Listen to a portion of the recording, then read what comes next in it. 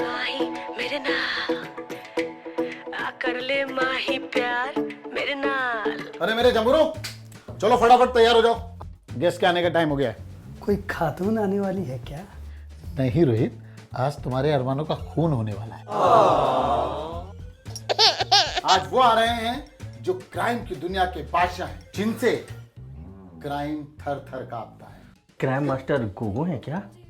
नहीं, इनकी पारखी नजरों से क्रिमिनल और क्राइम्स दोनों बच नहीं पाए। कहां गए बे? सर लगता है सबकी फट गई और मेरी भी। अरे रुको,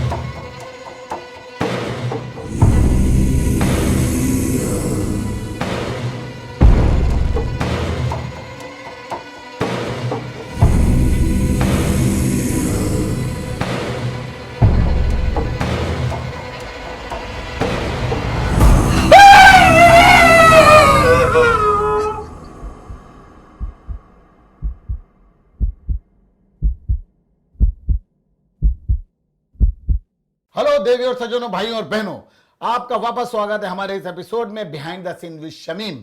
मैंने जैसे कि पिछले एपिसोड में आपसे प्रॉमिस किया था कि हमारे इस एपिसोड में सिर्फ एक्टर नहीं आएंगे, एक्टर के साथ साथ हम उन लोगों को भी बुलाने वाले हैं जिन्होंने पर्दे के पीछे बहुत ज्यादा काम किया है, जिनकी वजह से आपको देख के काफी खुशी होती, पूरे एपिसोड्स कंप्लीट होते हैं।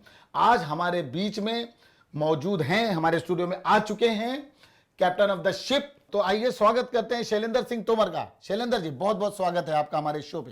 Thank you so much Shamim भाई, आप मुझे आमंत्रित करने के लिए। तो शैलेंद्र जी, चलिए हम शुरुआत करते हैं। हमारा ये सेगमेंट है, सबसे पहला सवाल दागूंगा आपके ऊपर मैं। तो मैं ये पूछना चाहता हूँ कि ये आप फिल्म लाइन मीडिया में कैसे आना हुआ, और आए तो आए, मतलब आप क्राइम पेट्रोल में छा गए। मतलब आप ऐसे डायरेक्टर हैं कि जहाँ तक मैंने सुना है कि जब भी क्राइम पेट्रोल वापस से लॉन्च होता है, जब भी आता है, लॉन्च एपिसोड आपका होता है। Thank you so much Shamim भाई, इतनी तारीफ करने के लिए और सवाल दागने के लिए। ये सवाल तो मैं दागता हूँ आर्टिस्टों के ऊपर। नहीं, वो अलग बात है। मैंने सुना है एक्टर बहुत खुश होते हैं आपके साथ काम करके।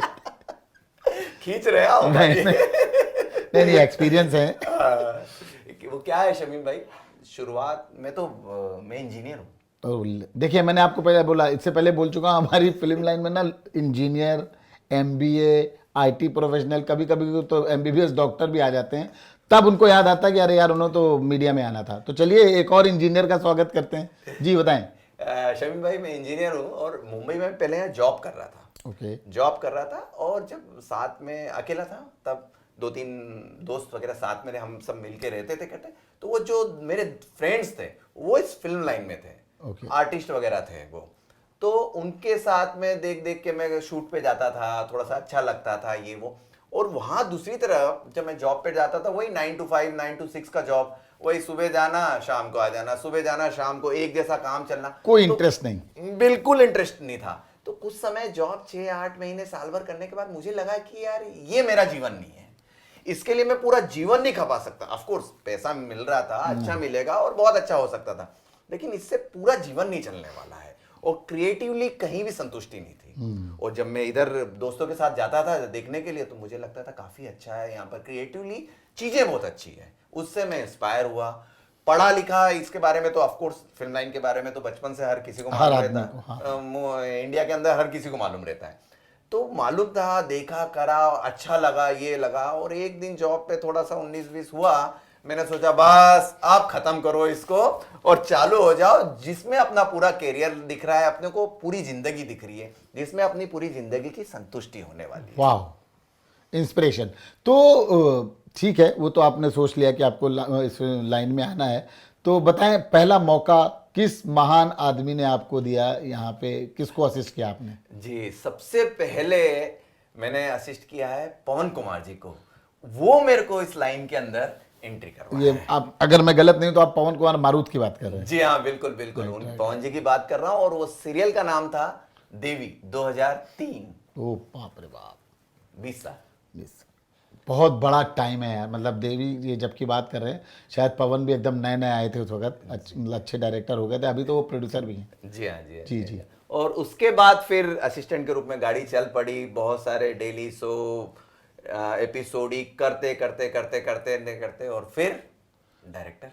तो शैलेंद्र जी, आपने इंजीनियरिंग छोड़ी, आप फिल्म लाइन में आए, तो ये बताइए कि आपके घर वालों का क्या रिएक्शन था? उन्होंने कोई अपोज किया या सीधे बोला जाओ बेटा जी लो अपनी जिंदगी? नहीं नहीं, जा बेटा जी ले अपनी जिंदगी तो नहीं बोला, बिल्कुल। उनके लिए भी एक शॉकिंग था जब मैंने बोला कि भाई मैं इस फिल्म लाइन में जा रहा हूँ और इसमें कदम रख रहा हूँ। तो उनको भी एक अच्छा भला इंजीनियर आदमी, उसको भी सोच के उन्होंने ख्वाब सजा लिए थे अब कुछ समय बाद शादी हो जाएगी वगैरह वगैरह। लेकिन फिर मैंने उनको कन्विंस किया, अपने बारे में बताया कि नहीं, ये पूरी लाइफ टाइम के लिए नहीं मेरे हो सकता है। तो मेरे घर वाले बहुत कोऑपरेटिव थे इस मामले में। तो उन्होंने मेरी बातों को समझा और फिर उन्होंने हामी भरी इस चीज़ के लिए। और थैंक यू, उसके लिए मैं बहुत बहुत शुक्रिया बोलता हूँ मेरे घर वालों को, जो भी देख रहा है घर पे सब में। ये आपके घर वाले देखेंगे। और मैं बोलना चाहूँगा कि आपके जो ये शैलेंद्र जी तोमर हैं, ये सच में बहुत कमाल डायरेक्टर है और उन्होंने बहुत सही टाइम पे बहुत सही डिसीजन लिया। ये अगर ये इंजीनियर बनते तो एक आध पुल गिर जाते। तो ये अच्छे डायरेक्टर बने, इसलिए ये हिट एपिसोड्स बना रहे हैं। ठीक है, तो शैलेंद्र जी, मजाक की बात तो है, खत्म होती है। अब ये बताएं मेरे को कि आपकी लाइफ में, या ये जैसे कि आप एपिसोड डायरेक्ट करते हैं, तो सबसे पहले इंडिपेंडेंट डायरेक्टर, स्वतंत्र डायरेक्टर जिसको बोलते हैं, कौन सा आपने किया? इससे पहले आपने जैसे पवन को असिस्ट किया था, तो बहुत से डायरेक्टरों को असिस्ट किया होगा। एज ए इंडिपेंडेंट डायरेक्टर पहला शो कौन सा था? एज ए इंडिपेंडेंट डायरेक्टर में तो सेकेंड यूनिट वगैरह सब कुछ करा, लेकिन फुल फ्लैश में जो चालू करा था वो क्राइम पेट्रोल। क्राइम पेट्रोल, इस क्राइम पेट्रोल ने वाकई कितने लोगों की ज़िंदगी बनाई है। हमेशा सोनी टीवी को इसके लिए थैंक यू बोलते रहेंगे हम लोग, क्योंकि उन्होंने एक बहुत अच्छी सीरीज शुरू की है, इनफैक्ट सावधान इंडिया भी। तो क्राइम पेट्रोल आपने किस सन में पहला एपिसोड डायरेक्ट किया? ये 2009 की बात है। 2009 में स्टार्ट हुआ था और टेलीकास्ट 2010-26 जनवरी के आसपास हुआ था। तब स्टार्ट किया था। तब बहुत चैलेंजेस थे। अब हम क्राइम पेट्रोल देख रहे, तब तो क्या होता है, रियल लोकेशंस पे रियल जो पर्सन थे उनके बीच में जाके शूट करते थे। तो इनिशियल कुछ एपिसोड्स थे उनके बीच में था।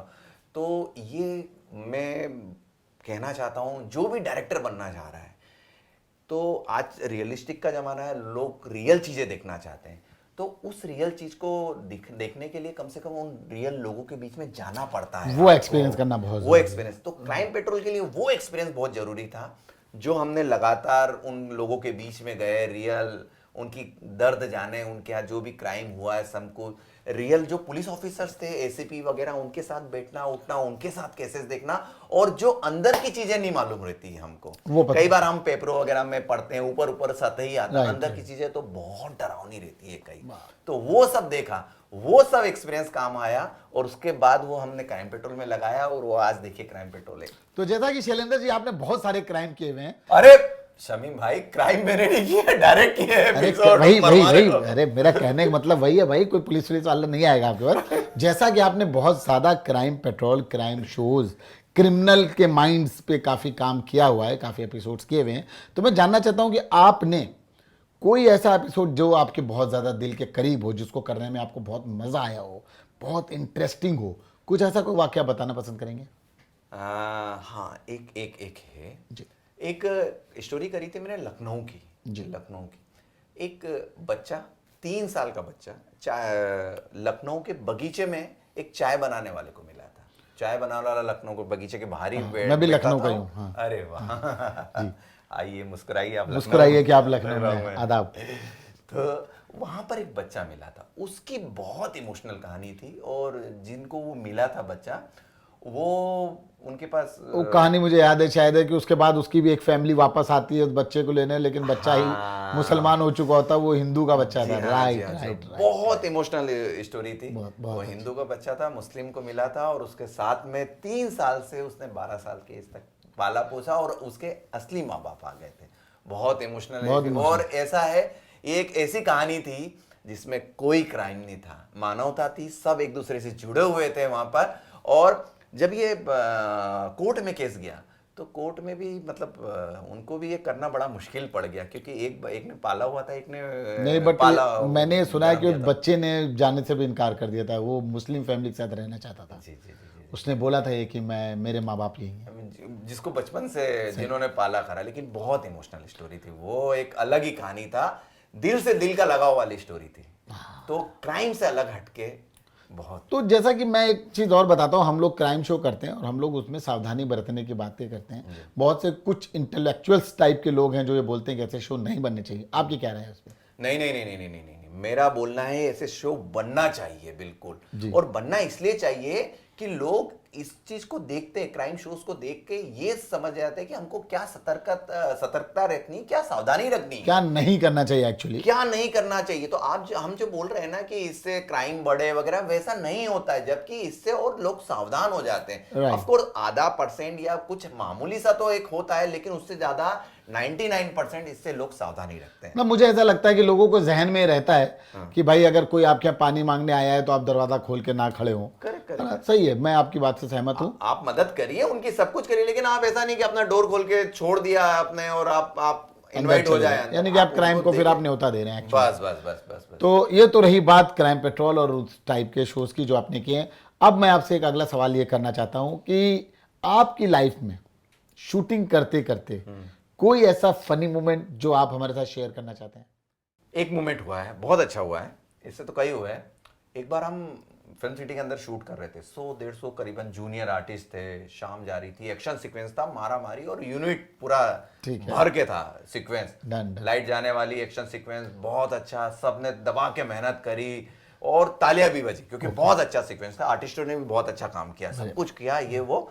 और जब मैं बोला कि चलो यार नेक्स्ट सीन अब रात के लिए तैयारी करते हैं, अपने एडी को बोलने ही जा रहा था, और पीछे से धीरे से आंकड़े मुझे टेप किया, मैंने देखा कैमरा मैन है, बोले सर 1 मिनट। मैंने हाँ बोले क्या हुआ? बोले सर वापस से शूट करना पड़ेगा। मैंने क्यों? बोले कैमरा रोल ही नहीं हुआ है। ओह माय गॉड, ऐसी हालत उस वक्त, ना निकला जाए ना उगला जाए। ओहो, तो देखा आपने सर हमारे दर्शकों कि जो सीन करने के लिए इन्होंने 2 घंटे तैयारी की थी, उसी सीन को अगले 15 मिनट में करने का दम सिर्फ डायरेक्टर में होता है। तो मुझे आई एम श्योर कि वो सीन आपने कर लिया होगा, बाद में कंप्लीट किया होगा, क्योंकि शूटिंग कभी रुकती नहीं है, कभी ठहरती नहीं है, और ये एक ऐसा काम है जो हमेशा होता रहता है। मेरी बात तो बहुत हो गई है जी। अब उस चीज पे आते हैं जिसके लिए मशहूर हैं आप जी, आपके किस्से। ओहो, तो आ जाइए, अगला किस्सा निकालिए। और मैं एक बार गोवा में शूट कर रहा था, तो हमारा शूट था एक ट्रॉले पे। ट्रॉला जो मछलियां पकड़ने जाता है समुद्र में, 15-15 दिन के लिए अंदर रहता है, तो उस पर 200-250 लोग काम करते हैं। तो हमारा रशियन प्रोजेक्ट था, बहुत तामझाम था। तो मैं सुबह सुबह पहुंचा, गाड़ी से उतरा, तो मैंने उतरते ही बड़े प्यार से देखा कि बहुत से लोग काम कर रहे हैं।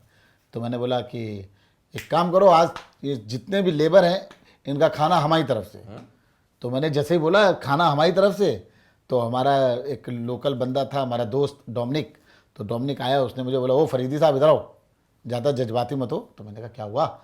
तो वो मुझे लेके गया, उसने एक लेबर का खाना दिखाया मुझे।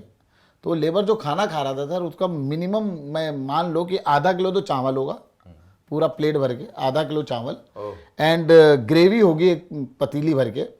तो वो उतनी खुराक एक आदमी की थी। तो इतना खाना आप खिलाने वाले थे? तो उसने जब मुझे बोला कि भाई आप तो इनको खिलाओगे 250 रुपए वाली बिरयानी, तो एक आदमी खाएगा 5-6 बिरयानी, तो आप सोचो क्या होगा। मैं फौरन अपनी औकात में आ गया, मैंने फौरन आके अपना स्टेटमेंट बदला। मैंने कहा एक काम करो, इन सबको 200-200 रुपए हमारी तरफ से। तो हमने बोला भाई 1500 की बिरयानी माफ करो, 200-200 सबको दो। एंड उसके बाद हमने सबको 200-200 रुपए बंटवाए और हमारा शूट खत्म हुआ ट्रॉले पे।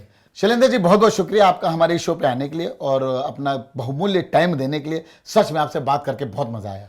शमीम भाई मुझे भी काफी मजा आया इस शो को करने के लिए, और प्लीज ये जैसे एपिसोड्स आप बना रहे हैं ना, जी। ये कंटिन्यू बनाते रहिए। Thank you so much. तो जैसा कि आप लोग देख रहे हैं behind the scene with Shamim True Dreams Entertainment के चैनल यूट्यूब चैनल पे जो आता है एवरी फ्राइडे 2 बजे, प्लीज लाइक करें, सब्सक्राइब करें और भूलिए मत देखना behind the scene with Shamim. नमस्कार। बड़े भाई, हाँ, ये पढ़ने के डर से छिपाए क्या? नहीं, भागने में आसानी होती है। हाँ हाँ सही। बाय द वे, हाँ, अंग्रेजी का 12वां अक्षर